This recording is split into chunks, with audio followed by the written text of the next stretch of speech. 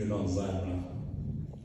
Se e ka bajke gjallë, nuk e di, zvinë ma thane, nuk shprehet lirshme. Por ka shumë mundësi që atë pa këtë fillu me brejt ndërgjegja. Po ju pës burrave, po ju gratë me në veshtë, ndashë se këtë në gratë tjetër. A ju brejt ndërgjegja në një herë kur i lendoni gratë? është të tonë, po të në pasin.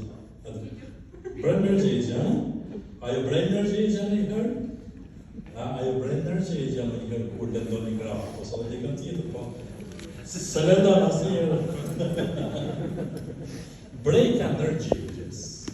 Edhe kur bajnë një mkat, çfarë do, është një bekim. Është një bekim. Me të mbrejt ndërgjegja, nuk është të thanë, s'ke kam gja burë.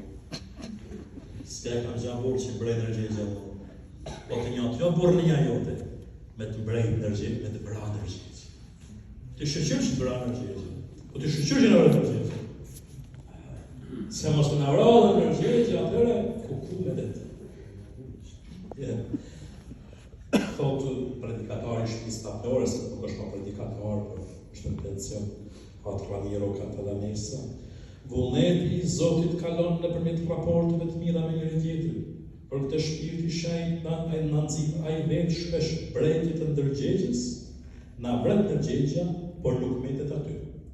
Troket në ndërgjegje me brejtje, e hap ndërgjegjen me rrëfim, hyn në të me pendim, na liron në zgjidhje prej mëkateve, e shtron në shajsim dhe në ndezë lak me zë.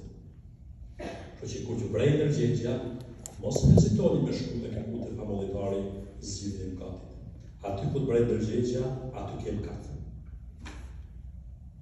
Qoftë që brej ndërgjegja, ka arë shpirti shenjtë, është të trokim, tok, tok, tok. Pra, edhe ty që ke shkaktu mëkatin, aty trokit. Edhe ty që ke lëndu, shpirti shenjtë nuk nuk lën pa shëru. Edhe gronës e burën që ke lëndu, se më falni burën, se mund t'jene dhe gra që lëndëri burën, se mjaftë e keni gjuhën e fortë dhe jo.